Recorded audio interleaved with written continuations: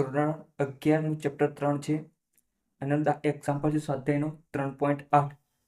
3 છોકરીઓ 200 મીટર ત્રિજ્યાવાળી વર્તુળાકાર રિંગમાં બરફની સપાટી પર સ્કેટિંગ કરી રહી છે. તે સપાટીની કિનારી પર બિંદુ P થી સ્કેટિંગ શરૂ કરે છે તથા Pના વ્યાસાંત બિંદુ Q પર જુદા જુદા પથો પર થઈને આકૃતિમાં દર્શાવ્યા પ્રમાણે પહોંચે છે. દરેક છોકરીના સ્થાનાંતર સદિશનું માન કેટલું હશે? કઈ છોકરી માટે તેનું માન અને મૂળ સ્કેટિંગની પથ લંબાઈ જેટલું હશે? એટલે સ્થાનાંતર અને પથ લંબાઈ બંને સમાન આવે એ કઈ છોકરી માટે હશે તે આપણે શોધવાનું છે. આકૃતિ આપેલી છે, રકમમાં પણ આકૃતિ દોરી દઈએ. તો અહીંયા વર્તુળાકાર છે, આ રીતના વર્તુળાકાર છે. આપણે ચોક્કસ ગોળ આવશે નહીં, તો વર્તુળાકાર દોરી દેવાનું. અહીંયાથી આ વર્તુળાકાર આ થઈ ગયું. હવે અહીંયા એનું બિંદુ હોય, કેન્દ્ર હોય. હવે અહીંયા કેન્દ્ર હોય તો અમુક ભાગને આપણે શું કહેવાય? ત્રિજ્યા કહેવાય. તમને ખબર છે, વર્તુળનું કેન્દ્ર અને વર્તુળ પરના કોઈ પણ બિંદુને જોડતો સદિશ એને આપણે શું કહેવાય? ત્રિજ્યા કહે છે. ત્રિજ્યા આ થઈ ગયું. હવે આ ભાગ અહીંયાથી આ રીતનું જોડીને આપેલું છે. અહીંયા P બિંદુ છે, P થી ગતિ કરતા હોય છે. P થી ગતિ શરૂ કરે છે અને અહીંયા Q બિંદુ સુધી જાય છે. Q બિંદુ સુધી જાય છે. પણ હવે અહીંયા P બિંદુ એટલે 3 છોકરીઓ છે, A અને B. તો A છે આ રીતના ગતિ કરે છે અને અહીંયા P થી Q સુધી જાય છે. અને આ B છોકરી માટે છે. આ સીધી લાઈન છે એ B છોકરી માટે. હવે અહીંયા ત્રીજી છોકરી શું કરે છે? વાંકા ચૂકા માર્ગે અહીંયા રીતના જાય છે. તો અહીં P Q સુધી પહોંચે છે. હવે ત્રિજ્યા આપેલી છે તમને, રકમમાં શું આપેલું છે? ત્રિજ્યા. તો ત્રિજ્યાવાળી વર્તુળાકાર, તો ત્રિજ્યા એટલે આટલો ભાગ, અહીંયાથી આટલો ભાગ હોય એને શું કહેવાય?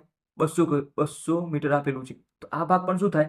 વર્તુળનું કેન્દ્ર અને વર્તુળ પણ આ પણ ભાગ શું થઈ જાય? 200 મીટર થઈ જાય. તો તમારું અંતર કેટલું થઈ ગયું? P થી Q વચ્ચેનું અંતર, અથવા P પ્રારંભિક છે, પ્રારંભિક અને અંતિમ છે, અંતિમ. આ સ્થાનાંતર, તો સ્થાનાંતર કેટલું થાય?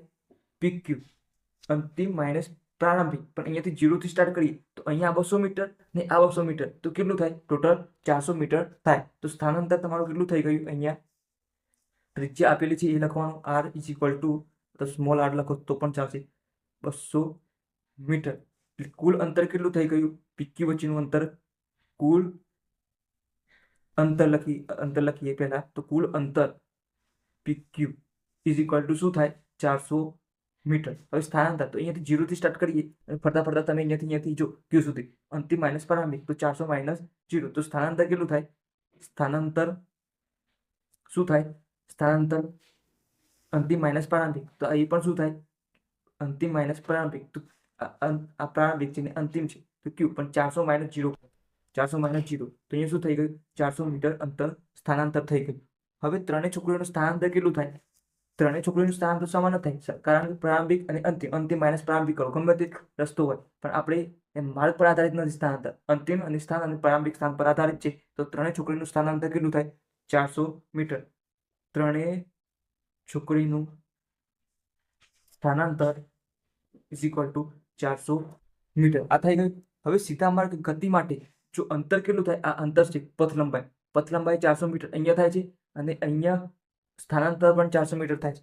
સીધો માર્ગ કઈ છે? B છોકરી માટે છે. તો સીધો માર્ગ એટલે પથ લંબાઈ. તો અહીંયા તમે લખી શકો છો સીધા માર્ગ માટે, સીધા માર્ગ ગતિ માટે પથ લંબાઈ અને સ્થાનાંતર સમાન થાય. તો પથ લંબાઈ ઇઝ ઇક્વલ ટુ સ્થાનાંતર.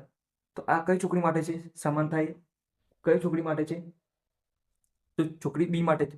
તો B માટે શું થાય?